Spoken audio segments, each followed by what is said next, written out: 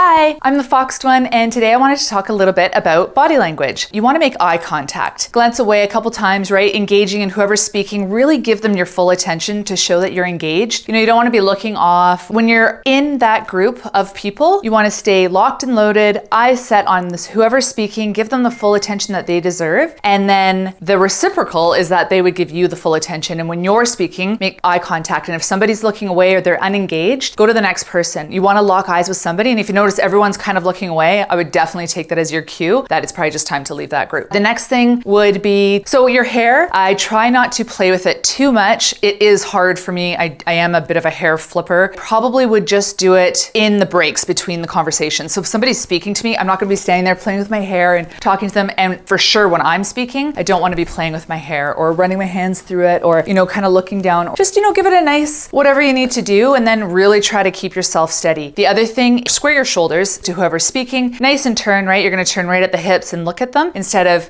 just turning your head, because that is kind of telling you what if I just kind of looked at you like that? Oh yeah. And he's talking and you're kind of just watching. Whereas if he started talking and I was this way and, oh yeah, okay, right? So you're opening up to them. You're engaging in that conversation and you're encouraging the flow. So your hands, this is a hard one for me. I'm a hand ringer. So I like to play with them. I like to crack them. Sometimes I play with my rings a lot. I spin them a lot. And so I find that I either clasp them in front of me. So you don't want to do a prayer pose like that because it kind of looks like you're begging when you're talking. And I actually agree with that a lot. If you do it in front of the mirror and you're like, oh, hi, yeah, it's really nice to meet you. It kind of comes across like lower in stature than the other person, like you're the subordinate. So I would either clasp them together like this, or, you could clasp them behind your back. That will keep you a little more steady. What I really like to do, because I use my hands when I speak, is I'll keep palms open and I use it as a tool to express what I'm saying and maybe put a little more emphasis on it, especially if you're not quite as well spoken, which I still struggle with. I take little pauses and then I get a little dancey. So I do like to use my hands and I try to keep a nice open space. It prevents anyone from getting too close to me either. And then I would say that the next one is your feet and your legs. So as you can tell, when I'm talking to you like this and I'm using my hands and I'm really engaged, my feet are planted, they're shoulder width apart. A lot of the times what I find when I get spoken down to a little, or it feels like that has shifted and I feel like a little kid in the conversation, I'll put one foot in front of the other and I kind of sway and then I'm kind of bouncing, or I get really excited. So then I might be like, oh yeah,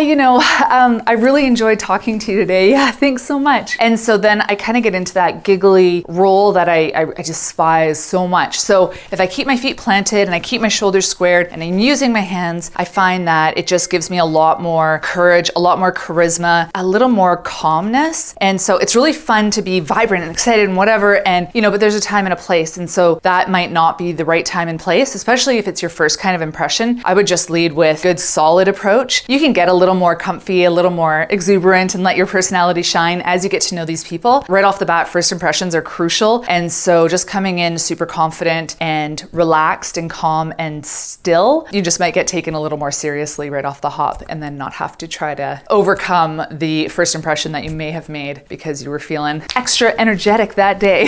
So I hope that helped you a little bit. Yeah, I will just kind of list them down in the description. And thanks for watching. I hope you have a great day. Bye.